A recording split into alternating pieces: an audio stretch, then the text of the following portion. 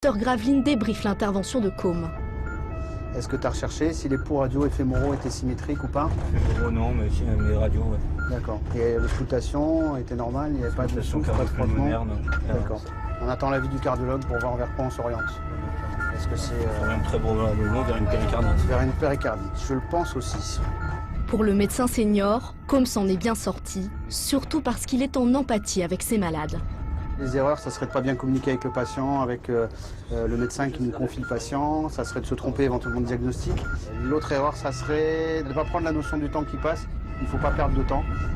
La formation, c'est aussi ça, apprendre à écrire en roulant, travailler en roulant, dans un véhicule, dans un hélicoptère, où on n'est pas dans les conditions de stabilité et de sécurité des urgences. Gonflez la poitrine un peu, respirez à fond. Ça augmente la douleur. Essayez de tousser un petit peu. Ça augmente la douleur ou pas? Non, ça va. La médecine préhospitalière, elle s'apprend vraiment en multipliant les interventions. C'est ce qu'est en train de faire Côme. Il est plus à l'aise dans son rôle de chef d'équipe, il communique mieux. Et ça s'apprend pas dans les livres, ça s'apprend sur le terrain, encadré et tutoré par des anciens. C'est ce qu'on appelait avant et qui devrait toujours avoir lieu, le compagnonnage. La médecine est un art, même si c'est une science. Avant toute intervention, le cardiologue a demandé une échographie et un bilan sanguin pour pouvoir poser son diagnostic. Bonjour monsieur. Bonjour monsieur. Finalement, pas de coronaire bouché, donc pas d'infarctus. Les examens confirment qu'il s'agit bien d'une récidive de péricardite. Le cœur, comme les poumons, sont entourés par une double membrane. C'est comme si on enfonçait son poing dans un ballon crevé. Le poing, c'est le cœur, et le ballon crevé autour, c'est le double feuillet péricardique. Ce péricarde peut s'enflammer à l'occasion d'une infection, notamment virale. Et à ce moment-là, il y a une inflammation, il y a un frottement entre les deux feuillets. Ça fait relativement mal, ça peut entraîner des épisodes douloureux qui peuvent ressembler à une douleur thoracique d'origine coronarienne. Si elle n'est pas rapidement maîtrisée, cette infection virale peut envahir le cœur et nécessiter une greffe cardiaque. Le patient va rester 2 jours dans le service. Seul traitement possible, l'aspirine, à forte dose.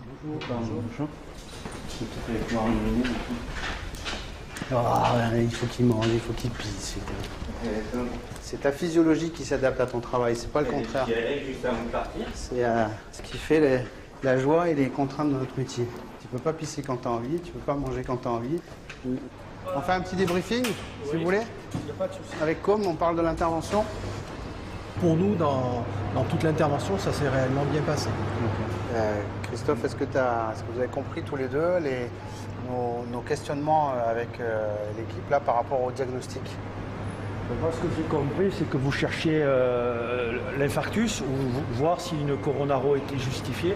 C'est ce que j'ai cru comprendre par rapport au passé, aux antécédents du monsieur. Effectivement, quand on arrive, le diagnostic n'est pas aussi évident que ça. Un médecin senior qui prend le temps de débriefer chaque intervention avec les ambulanciers ou les pompiers, c'est rare.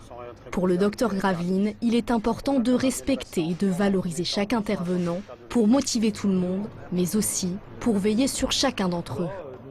Quand on fait des interventions qui peuvent être très lourdes psychologiquement ou très traumatisantes comme une détresse vitale chez un enfant, c'est important ce débriefing pour qu'on puisse nous commencer à repérer les intervenants qui auraient peut-être besoin ensuite d'un suivi psychologique, soit dans leur structure via les pompiers, soit dans notre structure.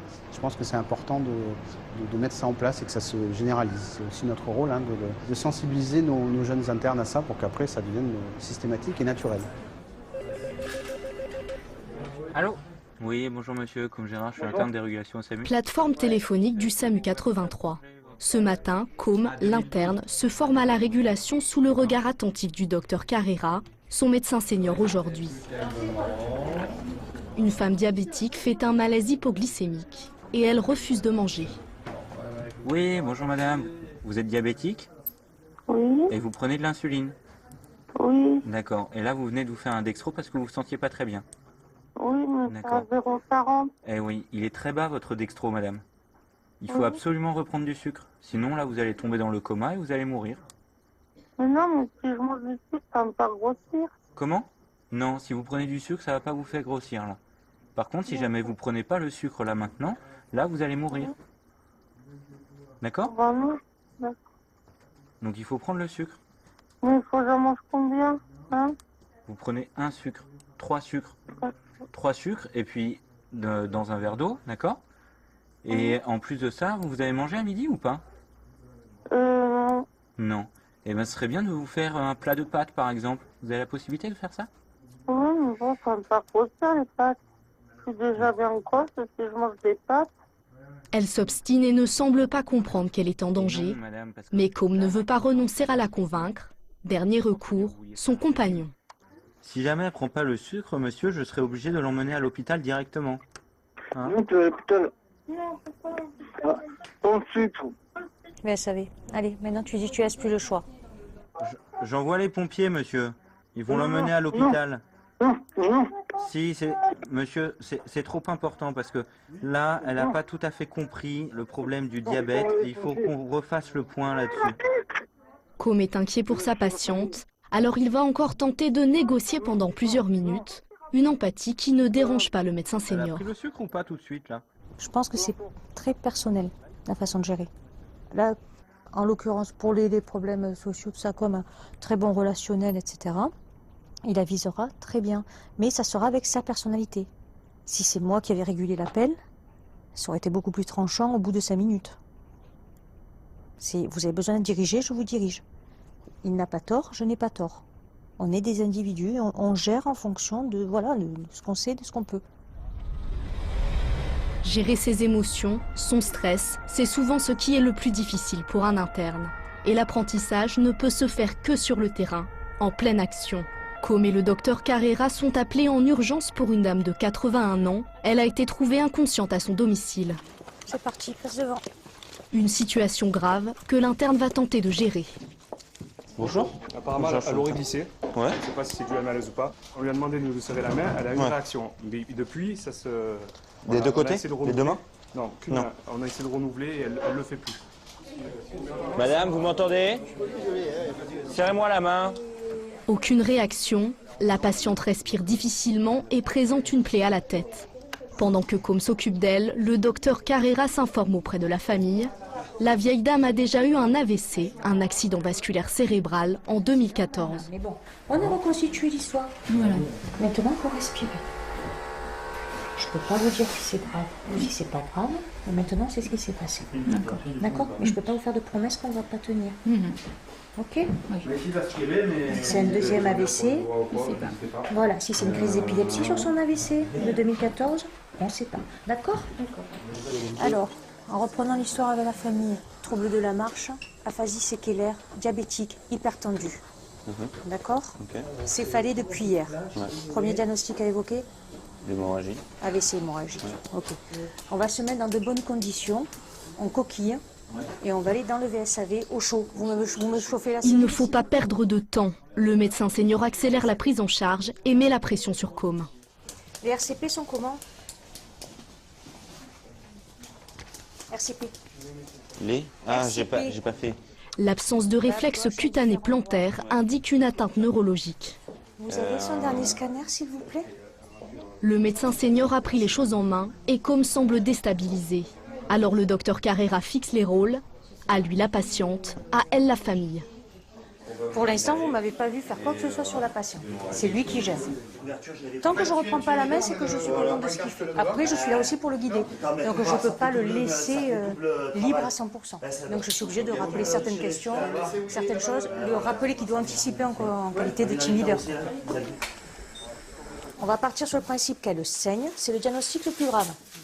Donc on va la brancher sur une machine pour mettre tous ses organes le plus au repos possible. C'est la machine qui va la faire respirer. D'accord? C'est grave.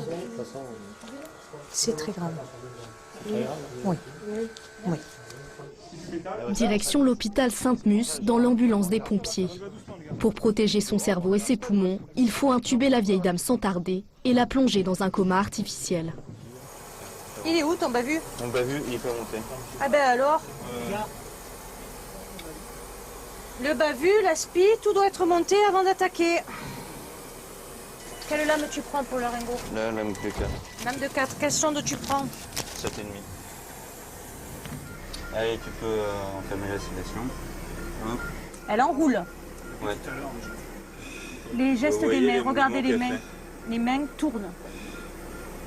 Ça, c'est un signe de quoi? D'atteinte cérébrale majeure. Voilà. Allez, ventile. Allez, je vais intuber. C'est à ton commandement. Une fois sa patiente endormie, Côme va introduire une sonde dans les bronches en passant par la trachée. Un geste délicat puisqu'il doit passer entre les cordes vocales et éviter de finir dans l'œsophage. Le but est d'assurer une bonne oxygénation à l'aide d'une machine, mais aussi de protéger les poumons. Bien. Un geste délicat, alors le docteur Carrera vérifie si la sonde est bien placée. Je descends juste un tout petit peu. Ça m'a l'air correct. Ça m'a l'air correct. Je te laisse fixer? Mais l'infirmière alerte l'équipe, le taux d'oxygène dans le sang de la patiente chute. La patiente, elle désature. T'as bougé. T'as bougé. Non, t'as bougé ta sonde. Côme, en voulant fixer la sonde, l'a déplacée et elle n'est plus à l'entrée des bronches. Pour intuber. Je prends ta place. Avant de l'intuber à nouveau, il faut vite réoxygéner la patiente. On reprend, bas vu. C'est pas grave, ça arrive. On reprend. Une autre sonde? Une autre sonde, oui. On ne réintube jamais avec la même sonde. Mais c'est plus stérile. Dès l'instant que c'est rentré une fois, c'est comme si tu reperfusais avec le même cathé. Au bout de quelques minutes, le taux d'oxygène est remonté. L'intubation est à nouveau possible. Voilà. Sonde en place, arcade 22. La patiente est enfin stabilisée. Côme va expliquer la situation à la famille. Un moment délicat pour tout médecin, mais plus encore pour un interne qui doit trouver les mots justes. Maintenant, elle est sédatée, donc elle est endormie. C'est comme une anesthésie générale, là. Et il y a la machine qui l'aide à respirer. D'accord? Voilà. C'est grave. Ouais, ça c'est sûr. Après, on verra ce qu'on a aux urgences. Hein. Là, je peux pas vous dire c'est ça et on va pouvoir le sauver. D'accord? Je vous dis pas ça. L'ambulance se dirige vers l'hôpital Sainte-Musse à Toulon. Côme n'est pas déstabilisé par ces difficultés. Il veut les regarder en face sans pour autant perdre pied. C'est pas un geste difficile, c'est un geste qui est stressant.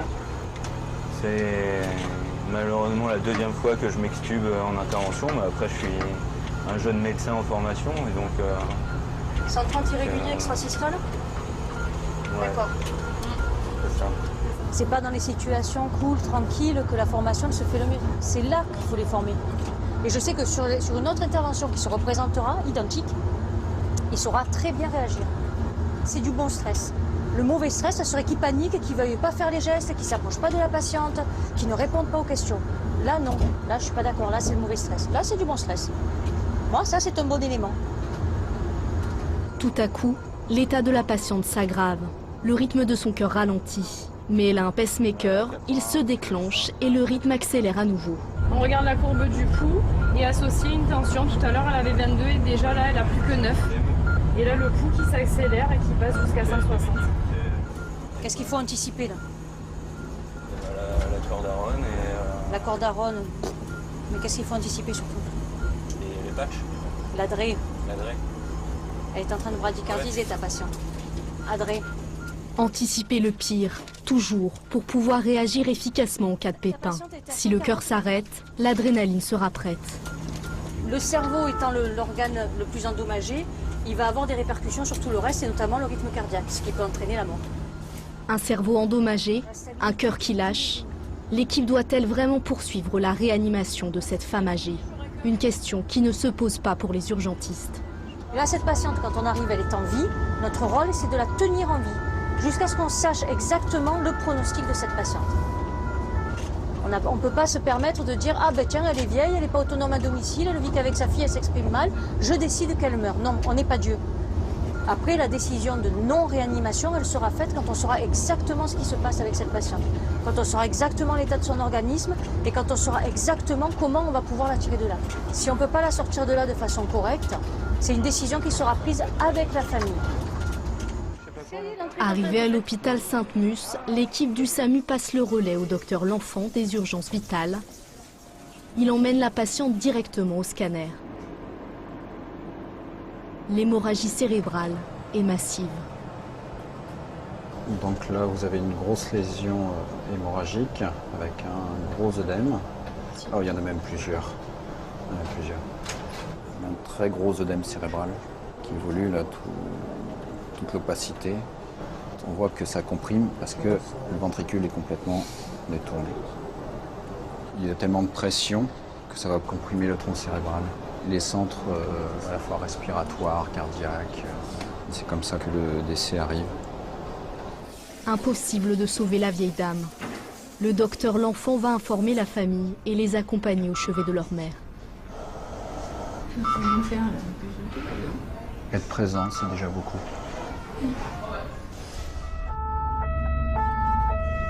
Là, on part sur une personne âgée là, qui est en détresse respiratoire.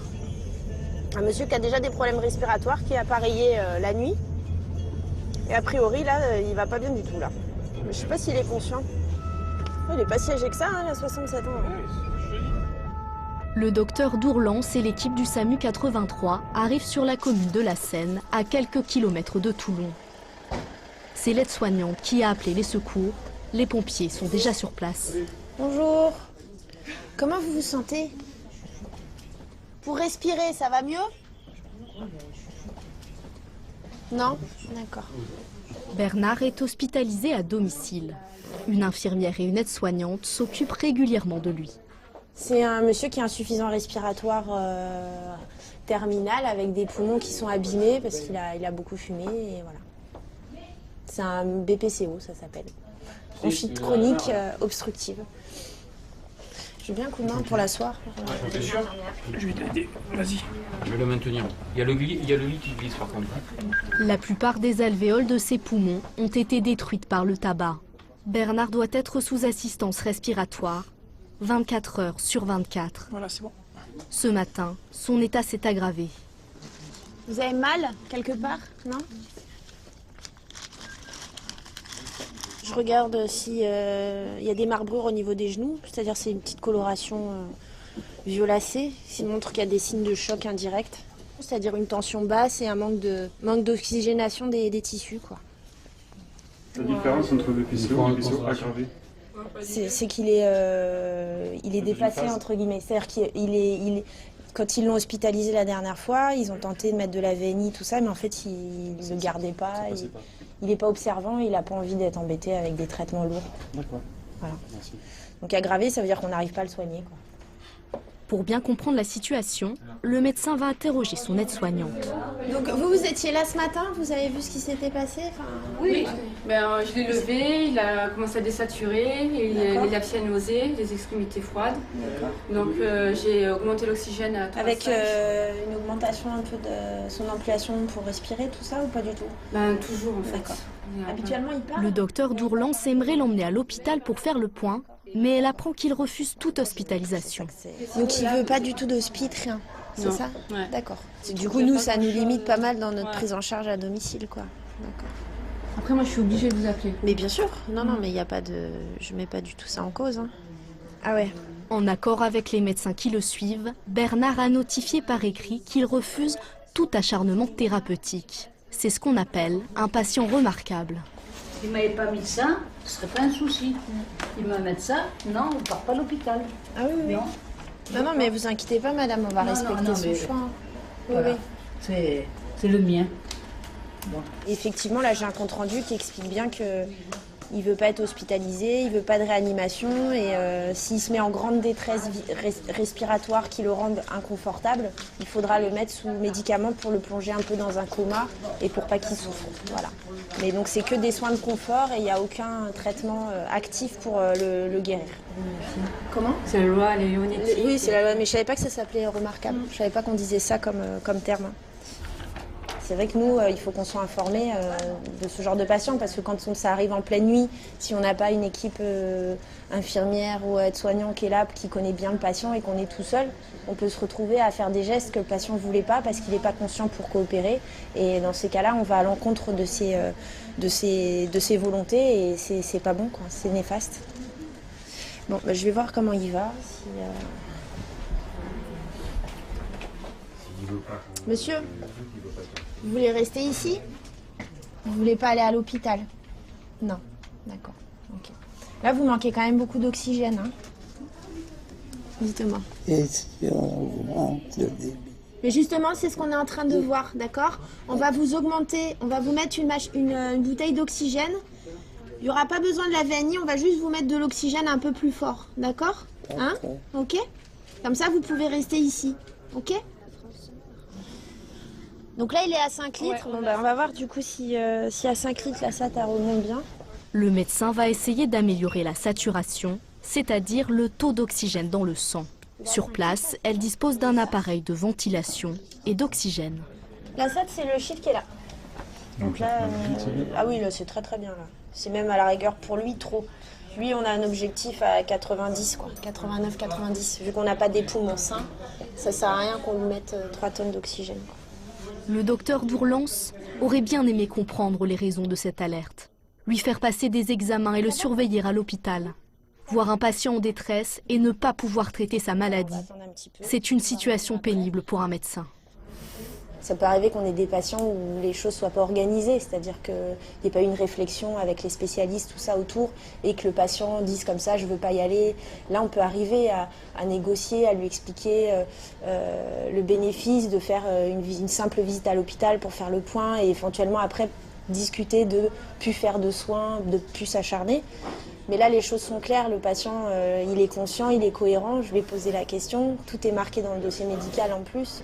Effectivement, c'est un peu frustrant, mais après, je pense que le travail du médecin, c'est de savoir s'arrêter, de savoir écouter les gens et de faire les choses pour eux et pas pour la fierté du médecin. Voilà, simplement.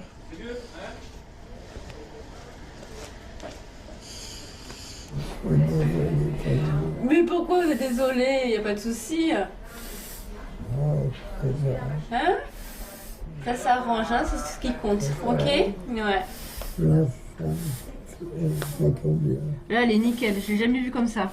93. Ah ouais? Ouais. Ça? Champagne. Ouais. Bon, vous la jouez cool? Allez. 92. La SAT? Ouais. Ah, champion. C'est Champion clair. du monde. C'est Vas-y, bon? toi. On vous a ressuscité. On vous laisse tranquille? Hein? D'accord? Au plaisir de ne pas vous revoir alors. Hein? Allez. Bon courage. Au revoir. Ça y est, fini les frayeurs?